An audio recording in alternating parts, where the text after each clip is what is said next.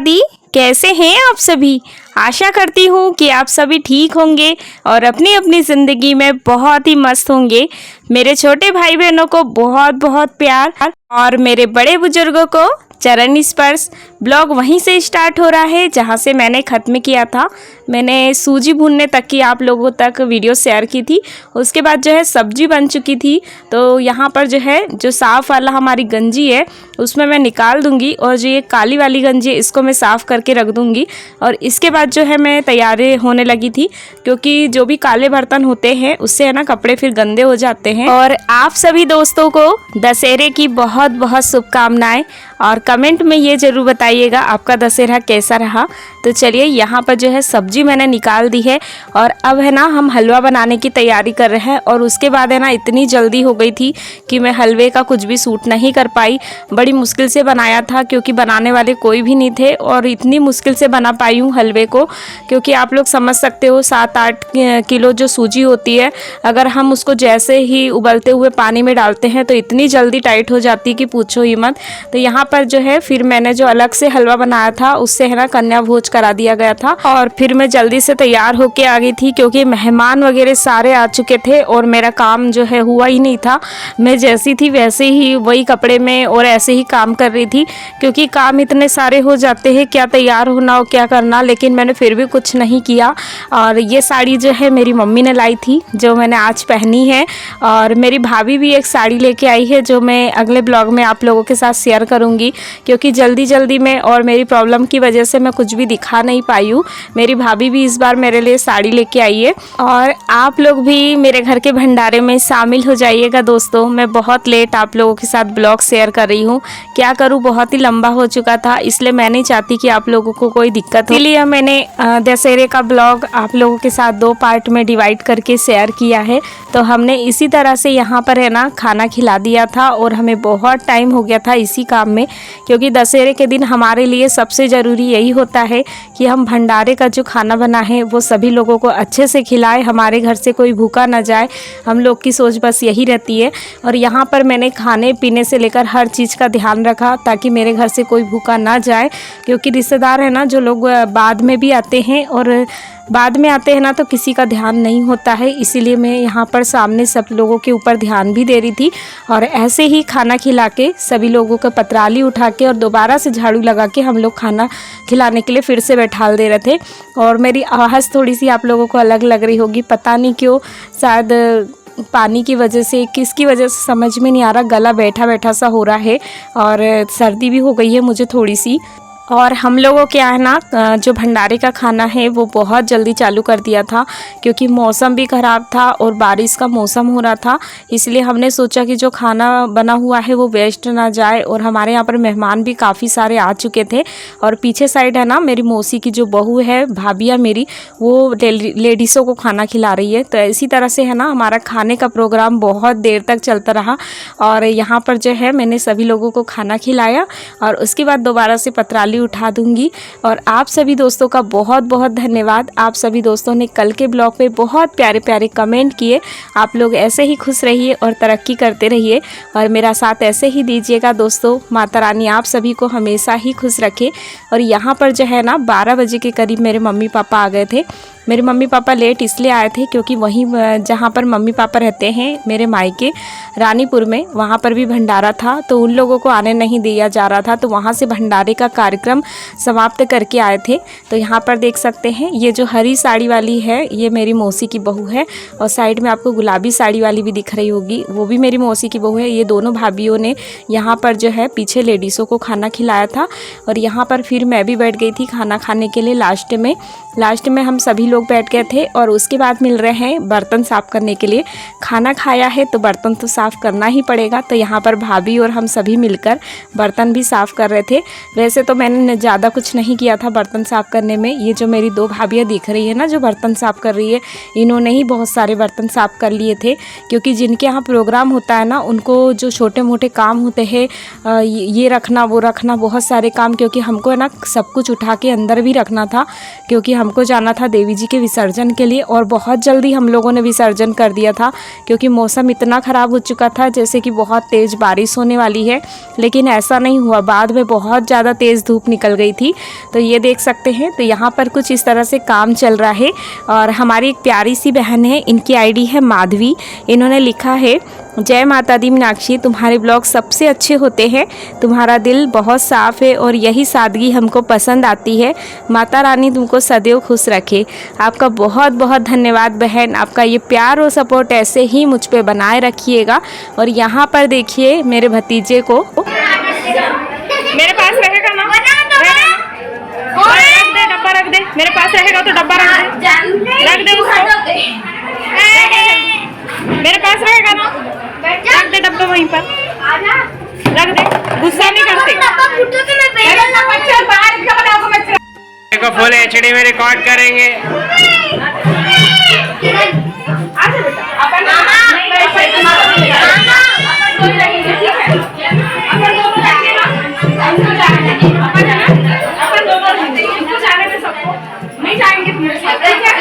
ठीक है, नहीं ले जा रहा है।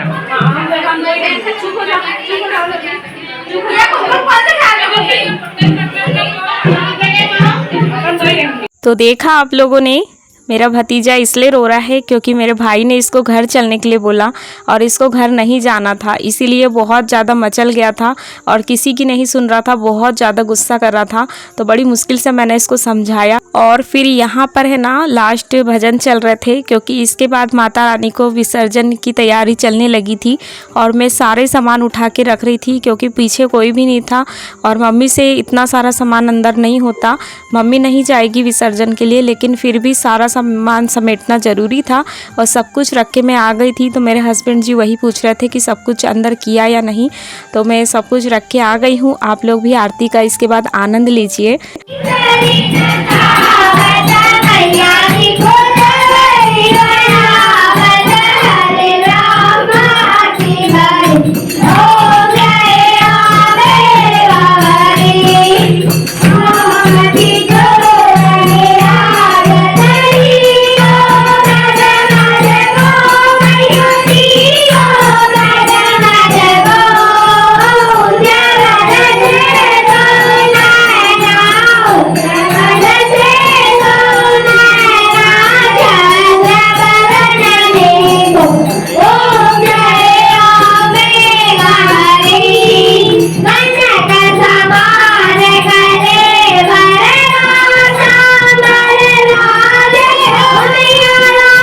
तो दोस्तों आरती के बाद हो गई है माता रानी की विसर्जन की सारी तैयारी। और सच कहे ना तो हमें बहुत बेकार लग रहा था। 8-10 दिनों से हमारे घर में ऐसी चहल पहल और खुशियाँ थी जैसे कोई हमारे घर में शादी है, उस टाइप का लग रहा था। बहुत सारे मेहमान भी थे और सब कुछ बहुत ही ज़्यादा अच्छा लग रहा था। लेकिन अचानक से उसके बाद विसर्जन के बाद तो कोई भी नहीं रुकता है, सारे लोग ही चले गए थे और हमारा घर है ना पूरा खाली हो चुका था। आप लोगों को आज का ब्लॉग कैसा लग रहा है कमेंट में ज़रूर बताइएगा। और एक प्यारी सी बहन है, इनकी आईडी है ज्योति कनवार। इन्होंने लिखा है, दीदी आपके यहाँ एक बात बहुत अच्छी लगी कि कोई घूंघट नहीं कर रखता है, सबको समान मानते हैं। Very nice family. तो हाँ जी सिस्टर, हमारे यहाँ पर है ना घूंघट वगैरह नहीं किया जाता है। जितना भी पल्लू में लेती हूँ सिर पे उतना ही रखा जाता है और सबको सम्मान भी दिया जाता है। ये बात तो बिल्कुल सही कही आपने और आपका बहुत बहुत धन्यवाद। आप सभी दोस्तों को माता रानी ऐसे ही खुश रखे।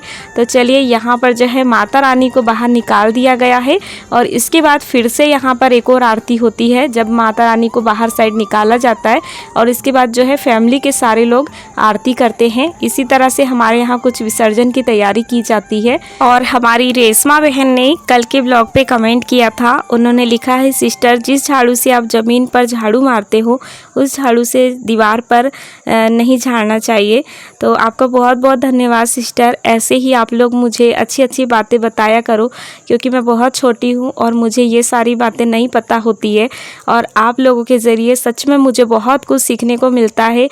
मेरी प्यारी प्यारी माताएं बहनें मुझे मुझे बहुत कुछ बताती है, उसके लिए दिल से धन्यवाद है। क्योंकि आप लोग मुझसे जो सीखते हो वो अलग बात है, और आप लोग जो मुझे कमेंट में कहते हो और मुझे कुछ नया सीखने के लिए मिलता है, क्योंकि हमारे यहाँ पर किसी ने आज तक मुझे ऐसा नहीं बताया। आप लोगों का दिल से धन्यवाद है। आप लोग ऐसे ही मुझ पे अपना प्यार और सपोर्ट बनाए रखिएगा।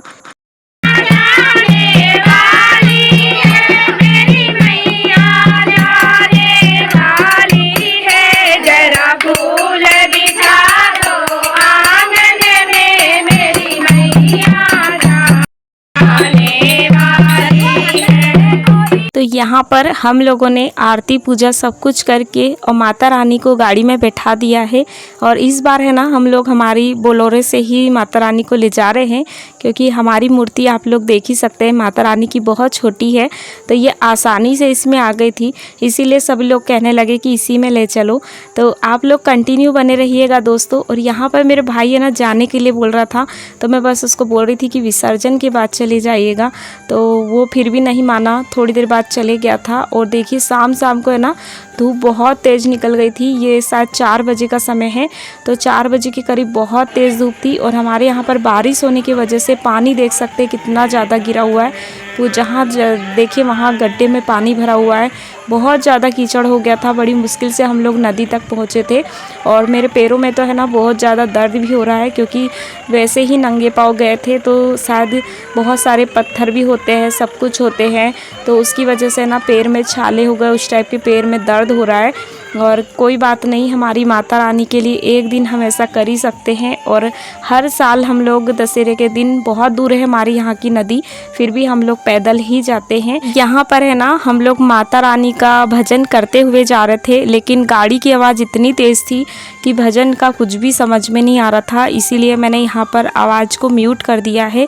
और यहाँ पर जो है ना हवा तेज़ चलने की वजह से जो जोत है वो बार बार मतलब कि बुझने लग रही थी, इसीलिए यहाँ पर ये भैया है ये जला रहे थे। और यहाँ पर देख सकते हैं हमारी माता रानी कितनी प्यारी लग रही है। और एक कमेंट आया था, इनकी आईडी है कुकिंग विथ रानी। इन्होंने लिखा है, मीनाक्षी बहन पूरे नवरात्रि में आपके घर का माता रानी का प्रोग्राम देखा, बहुत आनंद आया बहन। ये बताना जो गेस्ट लोग डांस करते हैं माता रानी के दरबार में, ये शर्ट क्यों उतार देते हैं, ये डाउट क्लियर करना बहन, धन्यवाद।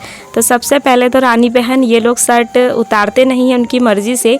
अगर इनका शर्ट नहीं उतारा गया तो ये फाड़ देंगे, क्योंकि उनके अंदर साक्षात माता रानी का वास होता है। कहते हैं ना जो सच्चे मन से माता की भक्ति करते हैं उनके अंदर माता सवार हो जाती है। तो आप लोगों ने सुना भी होगा और देखा भी होगा। आपका बहुत बहुत धन्यवाद रानी बहन। उम्मीद करती हूँ आपको मेरी बातें शायद समझ में आ गई होगी, और नहीं आई होगी तो आप फिर से कमेंट करके पूछ लीजिएगा, क्योंकि हमारे यहाँ पर गांव में ऐसे ही होता है। और यहाँ पर है ना हम लोग ऐसे ही डांस करते हुए मतलब माता रानी के जस करते हुए आगे बढ़ रहे थे नदी की ओर।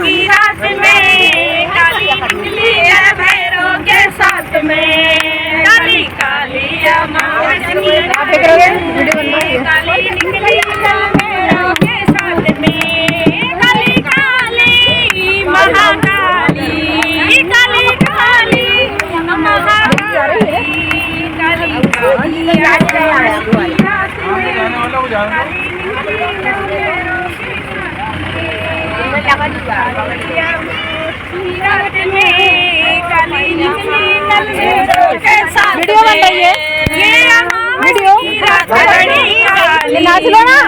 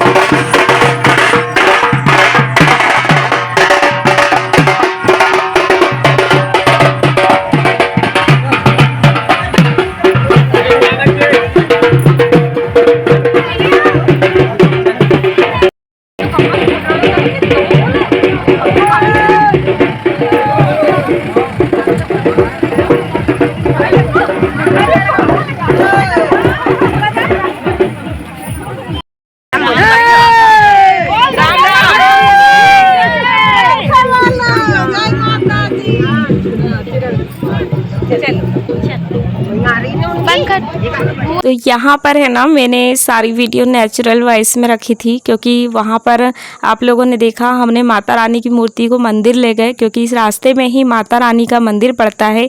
तो सबसे पहले वहीं ले जाते हैं और फिर उसके बाद नदी की ओर आगे बढ़ रहे हैं। और रास्ते में आप लोग कीचड़ देख सकते हैं कितना ज़्यादा है। इतना ज़्यादा कीचड़ था कि हम लोग बहुत संभल के गए थे। और हमारी प्यारी सी बहन रानी बहन, इन्होंने कमेंट लिखा है कि दी आपका ब्लॉग बहुत अच्छा लग रहा है, मैं हमेशा इंतज़ार करती हूँ और आपके घर में स्वयं माता रानी पधारी है और आपके हमेशा तरक्की करो और आगे बढ़ो, यही मेरी दुआ रहती है। मैं आपको बहुत पसंद करती हूँ, पता नहीं क्यों आप मेरा मैसेज देख पाती हो या नहीं, मुझे समझ में नहीं आता है। क्या मुझसे नाराज़ हो गई हो? आपको मैं बहुत पसंद करती हूँ, आपका रोज़ ब्लॉग देखती हूँ। लेकिन आपको सबसे पहले बता दूँ रानी बहन, मैं हमेशा ही आपका मैसेज देखती हूँ, क्योंकि बहुत दिनों हो गए मुझे टाइम नहीं मिल रहा था, इसलिए आप लोगों को अच्छे से मैं रिप्लाई भी नहीं कर पाई हूँ। लेकिन मैसेज सबका देखती हूँ, आप ऐसा मत सोचिएगा। और आपका ये प्यार और सपोर्ट ऐसे ही मुझ पे बनाए रखिएगा। तो यहाँ पर माता रानी की आरती नदी पर भी हो चुकी है और हम लोग बारी बारी से जो है पूजा करेंगे। ओम नमः शिवाय, तुम्हें हो माता पिता। और हमारे यहाँ पर ऐसे ही विसर्जन किया जाता है। उम्मीद करती हूँ कि आप सभी दोस्तों को पसंद आया होगा। सबके यहाँ की अलग अलग रीति रिवाज होते हैं, लेकिन हमारे यहाँ पर सादे तरीके से ही किया जाता है। और हमारे यहाँ पर पूजा वगैरह भी सादे तरीके से की जाती है। आप लोगों ने बहुत सी वीडियो में और हर जगह का देखा होगा, लेकिन हमारे यहाँ पर सब कुछ सादे तरीके से किया जाता है। अगर कोई गलती हो जाती है, कोई भूल चूक होती है, तो आप लोग कमेंट करके ज़रूर बताइएगा। और मेरी सभी माताओं बहनों को मैं दिल से धन्यवाद करती हूँ मेरे लिए इतना समय देने के लिए। मेरे भाइयों का भी दिल से धन्यवाद करती हूँ, इतना समय देकर मेरे वीडियोस को देखते हो, इतने प्यार भरे कमेंट करते हो।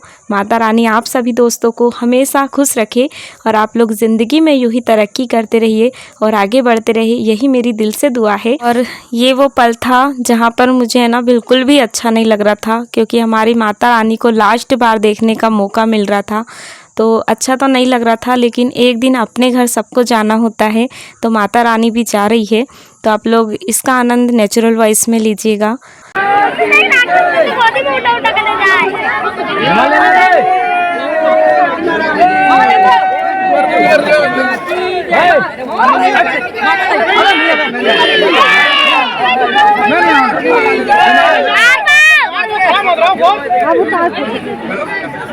एक दो तीन चार, दुर्गा जी की जय जयकार। एक दो तीन चार।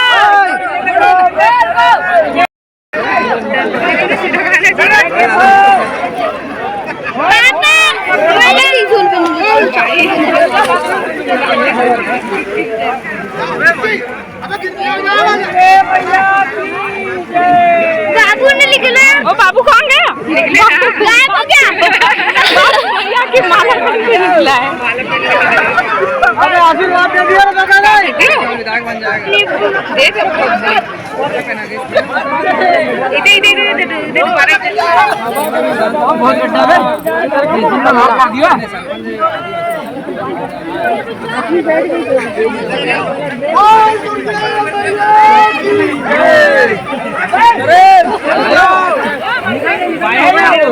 अरे किधर गया ये?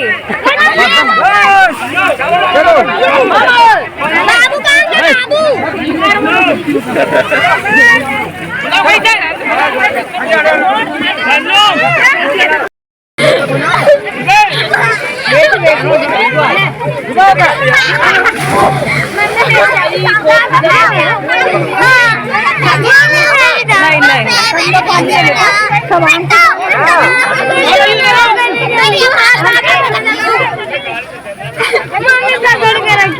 तो कैसा लगा दोस्तों आज का ब्लॉग? उम्मीद करती हूँ कि आप सभी दोस्तों को पसंद आया होगा।